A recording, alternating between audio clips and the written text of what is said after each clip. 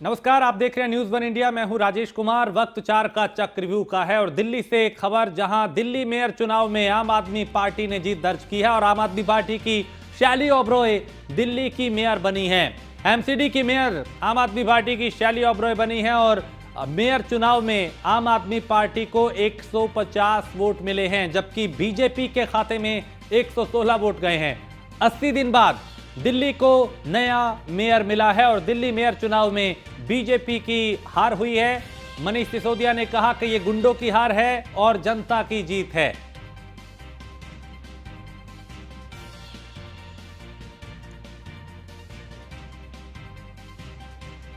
तो कई दिनों के बाद कई उतार चढ़ाव के बाद, कई आरोप प्रत्यारोप के बाद और कई विवादों के बाद आज दिल्ली मेयर चुनाव की तस्वीर साफ हो चुकी है और आम आदमी पार्टी की शैली ओबरॉय एमसीडी की मेयर बनी।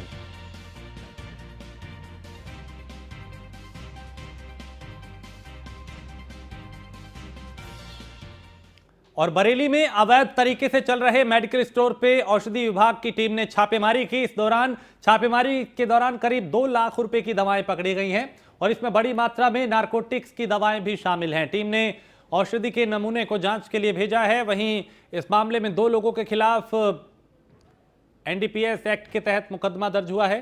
साथ ही दोनों आरोपियों को गिरफ्तार भी किया गया है।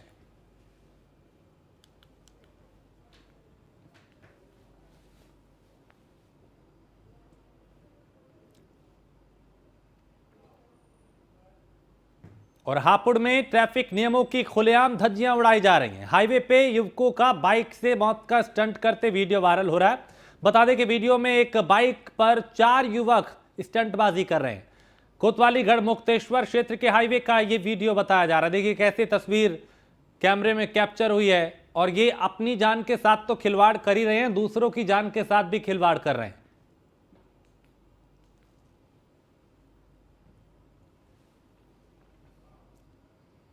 और अमरोहा में पुलिस की बदमाश से मुठभेड़ हुई है और बता दें कि मुठभेड़ में 2 बदमाश गोली लगने से घायल हुए। पुलिस ने बदमाश के पास से तमंचा और एक वाहन भी बरामद किया है। थाना डिडोली क्षेत्र में यह मुठभेड़ हुई। पिछले कई दिनों में कई मुठभेड़ हुई पुलिस और बदमाशों के बीच में, जिसमें कई बदमाशों को ढेर किया गया, कईयों को सलाखों के पीछे पहुंचाया गया और कईयों ने खुद आत्मसमर्पण कर दिया। पुलिस की मंशा भी अपराध और अपराधियों पर लगाम लगाने की है।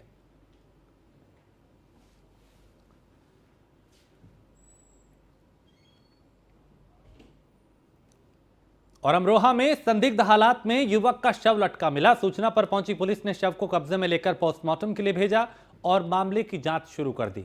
पुलिस हर एंगल से मामले की जांच कर रही है।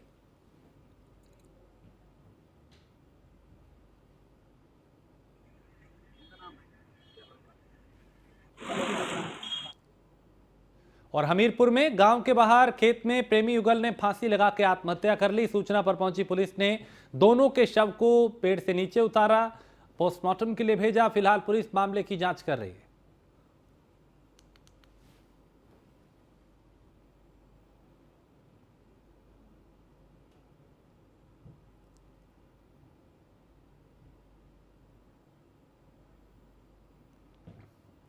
और हापुड़ के थाना सिटी कोतवाली क्षेत्र के आदर्श नगर कॉलोनी में दबंगों के हौसले बुलंद है, जहां दबंग खाली बड़े सरकारी स्कूल की जमीन पे कब्जा करने की फिराक में है, जिसका आज कॉलोनी के लोगों ने विरोध किया और कब्जा करने आए दबंगों को खदेड़ दिया। बता दें कि सिटी कोतवाली क्षेत्र के आदर्श नगर कॉलोनी में लोगों ने बताया कि ये स्कूल को अनुदान में दी गई जमीन है, जिस पर दबंगों द्वारा कब्जा किया जा रहा था, जिसका लोगों ने विरोध करते हुए कार्रवाई की मांग की है। यहाँ पे यू बना, यहाँ गरीबों यू स्कूल बना हुआ है और यहाँ गरीबों के बच्चे पढ़ते थे। इन्होंने सब ईंट लेके उठाकर यहाँ जबरदस्ती इस पे जोर दिखा रहे हैं कि हम खरीद ली। हमने तो बनिए से बैनामा करवा लिया, जो बनिए ने अनुदान कर दिया है पहले ही, और अनुदान के कागज इलाहाबाद हैं। तब यहाँ पर कौन आए थे कब्जा करने? कब्जा करने यही सब आए हैं, बीरपाल आया है, पप्पू आया है, ये सब है। तो सरकारी स्कूल की जमीन पे कब्जा करने का आरोप है और यहाँ पे लोगों ने ही जो यहाँ पे कब्जा करने की कोशिश कर रहे थे उन्हें खदेड़ दिया। लोगों में काफी गुस्सा है इसको लेकर और लोग कार्रवाई की मांग कर रहे हैं। आदर्श नगर कॉलोनी में यहाँ पे जो भूमाफिया हैं वो इतने बेखौफ हैं कि इन्हें ना पुलिस का डर है ना प्रशासन का, और एक स्कूल की जमीन पे कब्जा करने की कोशिश की गई। लोगों ने इसका विरोध किया और अब कार्रवाई की मांग की जा रही है। हापुड़ का यह मामला है।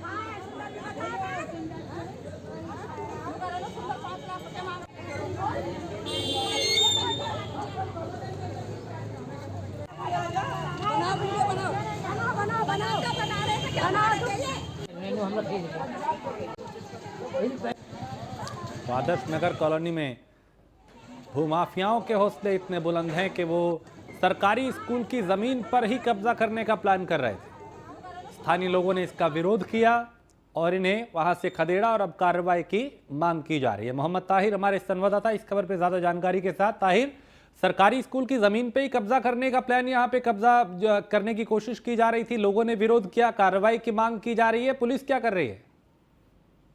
जी, आपको बताना चाहूंगा, इसमें जो लोग हैं, कॉलोनी के लोग हैं, आरोप लगा रहे हैं। प्रधान पति सहित कई लोगों पर आरोप है।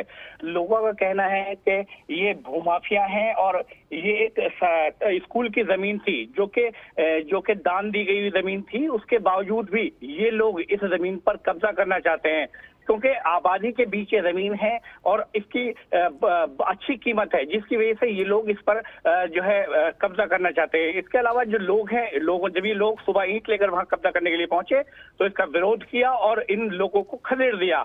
हालांकि जो है जो एसडीएम है इस मामले में जरूर कार्रवाई की बात कर रहे हैं। उनका कहना है कि ये मामला अगर हमारे सामने आता है तो जरूर कार्रवाई की जाएगी। जी, बहुत शुक्रिया मोहम्मद ताहिर इस तमाम जानकारी के लिए। तो दबंग सरकारी स्कूल की जमीन पर कब्जा करना चाहते थे और लोगों ने इन्हें वहां से खदेड़ दिया। ऑल इंडिया कांग्रेस कमेटी के नवनिर्वाचित सदस्य डॉक्टर रविशंकर त्रिवेदी के प्रथम आगमन पे लखीमपुर खीरी में कार्यकर्ताओं ने उनका जोरदार स्वागत किया और इस दौरान रविशंकर त्रिवेदी ने न्यूज़ वन इंडिया से बात की। उन्होंने क्या कुछ कहा, उन्हें सुनते हैं। आज आप लोगों ने प्रेस कॉन्फ्रेंस की है जिसमें एक विषय रखा है कि अदानी कौन, क्या पूरा क्या प्रकरण है सर? देखिए, वो अदानी हमारे कौन, ये कोई विषय नहीं है। ये देश के लिए गंभीर समस्या है। जिस तरीके से अदानी को देश का हर संसाधन दे दिया गया, चाहे पोर्ट हो, चाहे फूड एंड एग्रीकल्चर हो, चाहे पे एयरपोर्ट्स हो, चाहे आर्म्स हो, तो अदानी को एक आदमी को इतना ताकतवर दे देना, जो 609 से रैंकिंग थी उसकी 2014 में, आज 2 नंबर पे पहुंच गया। बिना मोदी जी और सरकार की मदद के संभव नहीं था। मोदी जी जब भी उतरें तो अदानी के विमान में उतरें। मोदी जहां जाएं किसी देश में तो अदानी को साथ ले जाएं। मोदी जहां देश से वापस आएँ तो उस देश की कॉन्ट्रैक्ट अदानी को मिल जाए।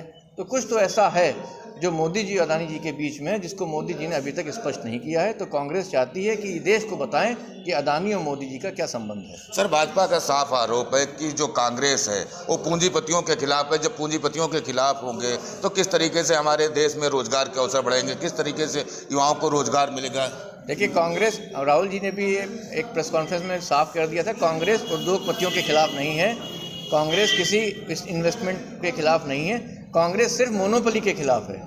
एक ही आदमी को इतना ताकतवर बना देना ये देश के लिए ठीक नहीं है। सर, वर्तमान समय में समाजवादी पार्टी जो है रामचरितमानस की एक चौपाई कर लेकर हाय अल्लाह मचाए, कोई बता रहा है शूद्र है, कोई बता रहा है कि किस प्रकार के हैं। क्या इस पे कांग्रेस की क्या प्रतिक्रिया है सर?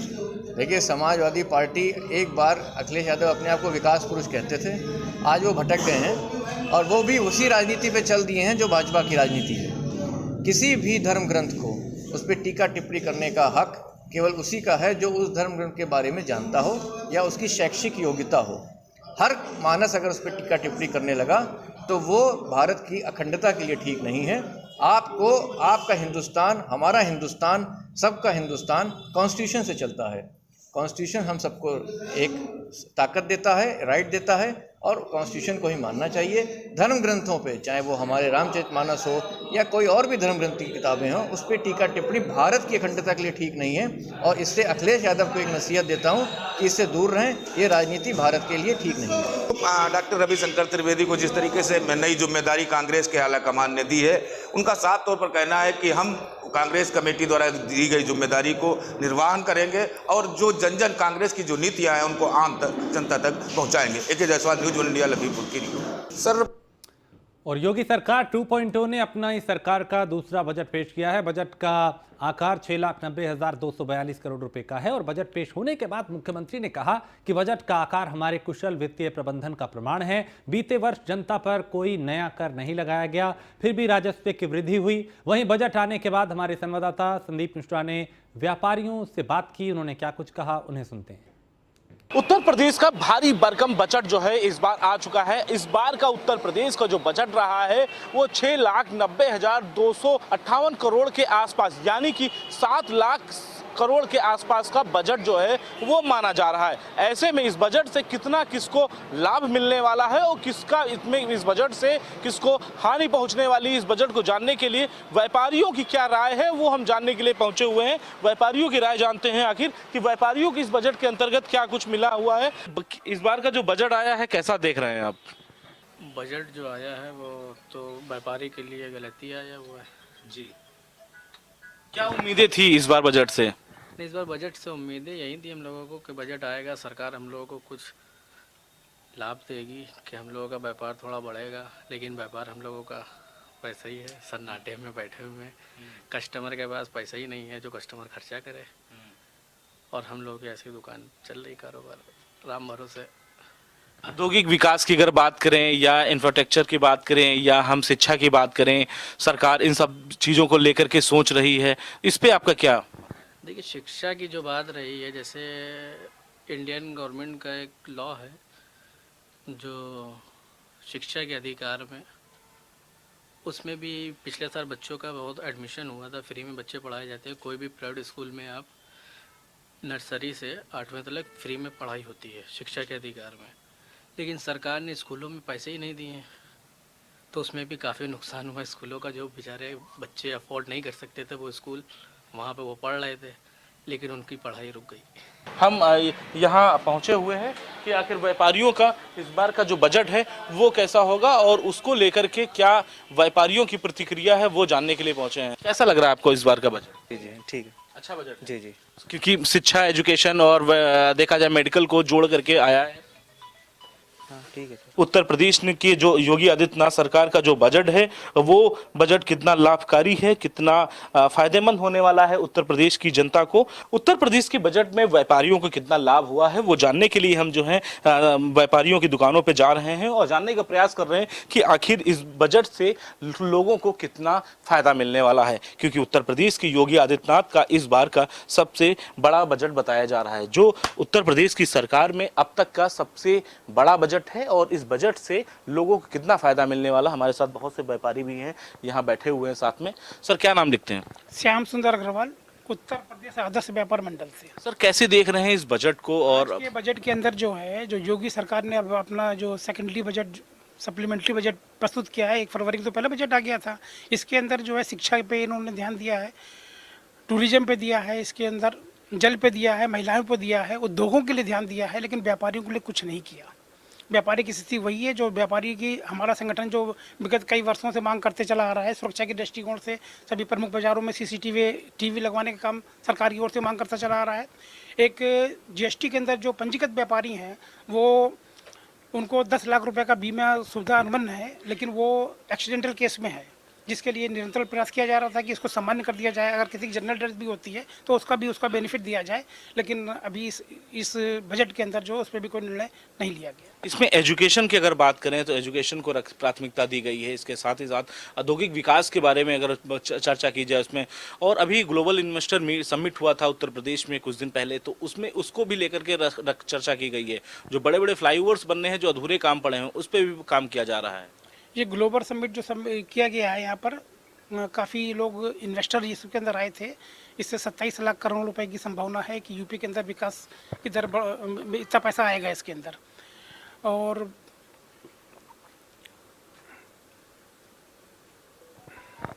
कैसे देख रहे हैं इस बजट को? बजट में ये व्यापारियों के लिए तो कुछ किया नहीं इन्होंने।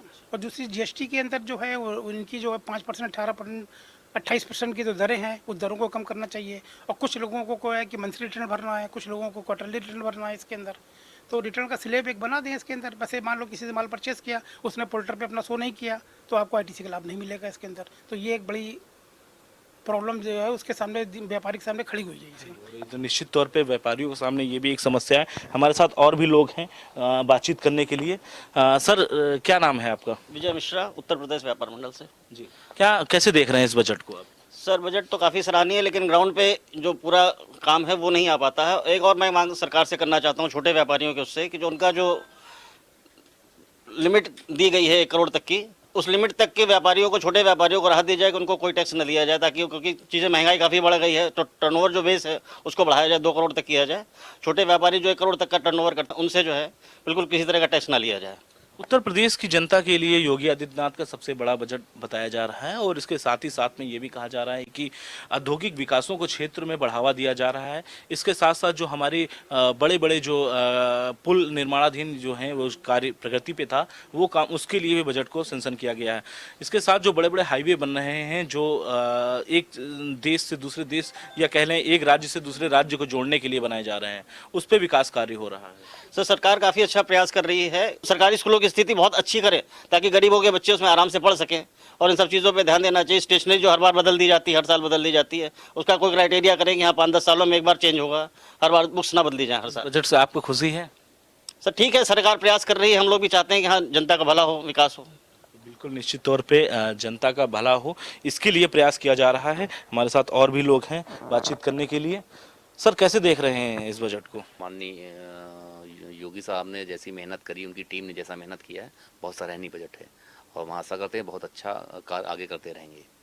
मगर हम लोग व्यापारी होने के नाते आशा थी कि एक जो हम लोग के थोड़ा सा वो रहा कि हम लोग को, जैसे आपने देखा होगा कि व्यापारी की स्थिति बड़ी ख़राब है इस समय, जिसे किसी छुपा नहीं है और ये मानने वाली बात भी है। हम लोग चाह रहे थे, व्यक्तिगत व्यापारी की डिमांड थी, छोटे व्यापारी, कि उन्हें स्वास्थ्य बीमा, स्वास्थ्य जो एक देखा होगा कि आपने किसान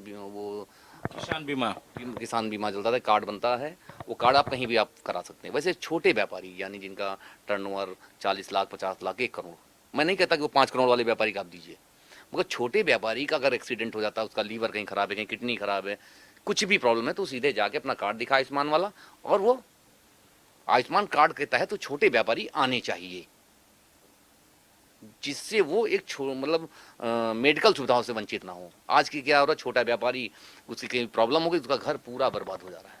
इतनी गुजारिश है। बाकी एक बीमारी, एजुकेशन और मेडिकल पे इस बार का बजट काफ़ी बड़ा रहा है। इसके साथ ही साथ में औद्योगिक विकास के क्षेत्र की अगर बात करते हैं, उसको बढ़ावा दिया जा रहा है। साथ ही साथ में युवाओं को रोजगार देने की जो बात हुई थी, इसमें ग्लोबल इन्वेस्टर समिट जो अभी कुछ दिन पहले लखनऊ में हुआ था, उसको लेकर के भी कार्य किए जा रहे हैं। देखिए, इसमें कोई डाउट है नहीं,